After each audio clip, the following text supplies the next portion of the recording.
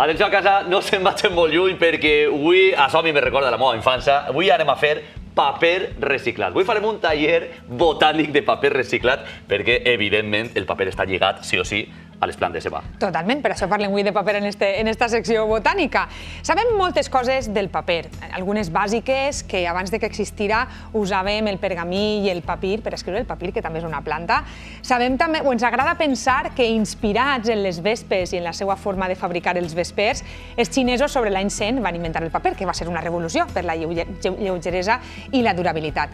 Efectivament, l'obtenim de la cel·lulosa la treguem de la fusta, però també del cotó i d'altres fibres vegetals. Això ho aprenen fins i tot els xiquets en Minecraft, aquest videojoc de construcció, perquè el paper s'obté de 3 unitats de canya de sucre. A ells es queda això gravat. 3 unitats de canya de sucre? De canya de sucre, paper.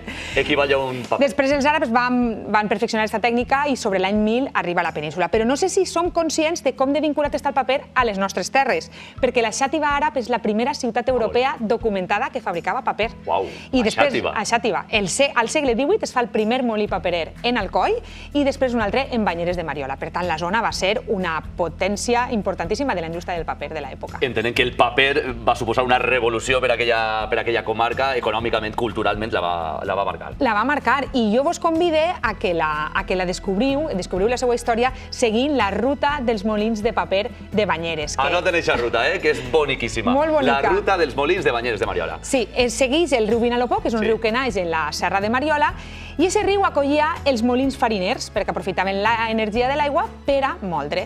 Com després ja tenien les rodes hidràuliques, molts molins es van transformar en fàbrica de paper. En el terme van arribar a haver 14 molins paperers. Uau. I en la ruta, que és bé d'interès cultural, avui dia podem visitar el primer molí de Banyeres, el molí Lombria, que és de 1779, i altres 4 més que encara estan en peu. Enseguida tenim el gurre de redacció ja anotant aquesta ruta i se l'estem mostrant de seguida. Sí. Què trobaríem botànicament des del punt de vista botànic en la ruta? Doncs, a part, molt bé, que la pregunta de les plantes molt bé m'agrada. Home, és la teua. La meva. La vegetació de ribera és importantíssima allí i trobarem des del pollancre, el Populus nigra, al xop dels templaris, un híbrid, que és el Populus canescens, trobarem saüc, el Sambucus nigra, el freixe de flor, el Fraxinus ornus, també salzedes, vimeteres, és a dir, i a més, és bonica a nivell de vegetació, siga quina siga l'estació. I vos convide a completar esta ruteta botànica que haureu fet visitant el Museu Valencià del Paper, que està en Banyeres, l'únic d'aquesta temàtica de tota la comunitat valenciana, i sols hi ha un altre en tota Espanya, que està en Catalunya. Un museu dedicat a contar-nos com es fabrica el paper i també contar-nos la indústria del paper que va haver en el poble, perquè Banyeres se va especialitzar en 2 tipus de paper.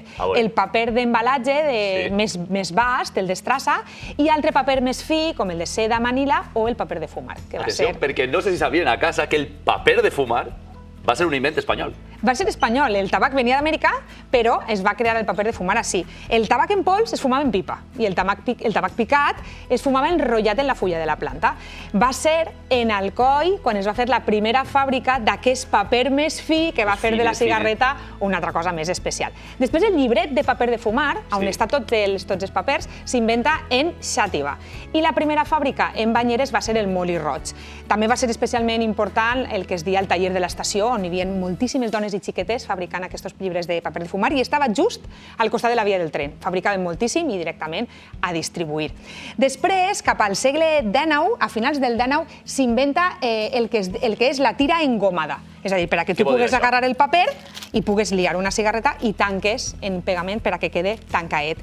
I una miqueta després s'inventa el sistema de ziga-zaga pel qual tu, en un llibret de paper de fumar, tu treus un paper i sempre tens un altre disponible.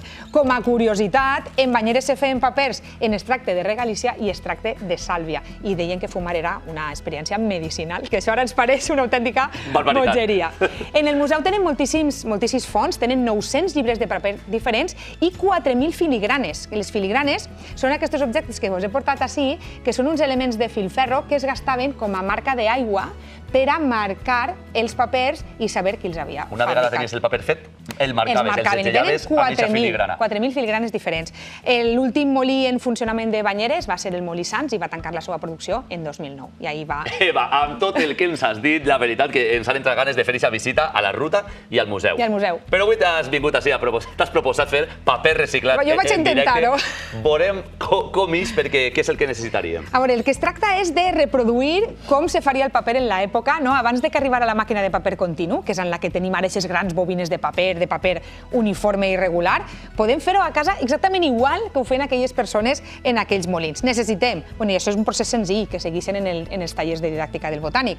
El paper I que no ha fet això a l'escola. Això dic jo, per això anem a refrescar. A casa també ho podem fer, a veure. Tenim tot el paper que anirà a reciclar. El tenim que tallar finet, posar-lo en aigua calenta i en una batedora fer el que tenim així, que és pasta de paper. Quan tenim aquesta pasta de paper i l'aigua, necessitarem un bastidor com aquest, que és una espècie de malla metàl·lica, i damunt el que es diu la forma, que és una estructura que és la que ens va donar la forma del full. Jo ja ho he fet per a no muntar així molt de desastre. Al llevar la forma, tenim la forma ja rectangular del que serà el full. I necessitem un plec o paper de periòdic que siga secant, aleshores això s'agarra, se posa així directament i veiem que va eixint l'aigua i amb una esponjeta lleves directament l'aigua, tota l'aigua que hagi sobrat, per a que ens quede el nostre full. Si com més el sequem, després més aigua haurem d'eliminar, es lleva molt bé i al separar, si ho hem separat bé, que no sabem si mos eixirà la primera o no, si ho hem separat bé, es quedarà així pegaet el nostre full de paper.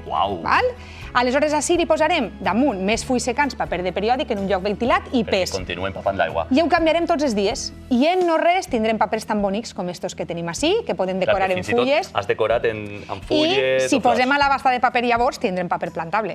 És a dir, que jo crec que... Això ja és un pas més enllà. Un pas més enllà, per a convertir-nos en fabricants. Així de categoria, eh? Així de categoria, eh? Jo no donava un duro, però sí, així perfecte. Gràcies, Eva. A casa, a veure si també tenen tanta traça com per a fer una fulla com la que ens ha fet Eva. Mil gràcies. A vosaltres. Mira, una pisteta del poble que busquem esta setmana.